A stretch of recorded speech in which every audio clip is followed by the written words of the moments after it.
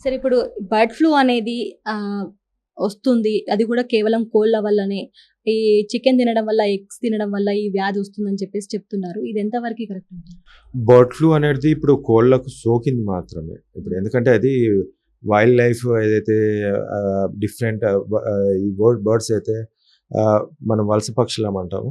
ఆ వలస పక్షులు అనేటివి కూడా వేరే వేరే కంట్రీస్ నుంచి అమెరికాలో కానీ లేకుంటే మిగతా కంట్రీస్ నుంచి మన రాష్ట్రంలో మెయిన్‌గా ఆంధ్ర ప్రాంతం, కొల్లేరు అండ్ డెల్టా ప్రాంతంలో చాలా మటుకు ఈ పక్షులు వస్తున్నాయి. దాని నుంచి బర్డ్స్‌కి అనేది ఇన్ఫెక్ట్ అవ్వడం వల్ల అలా వచ్చింది.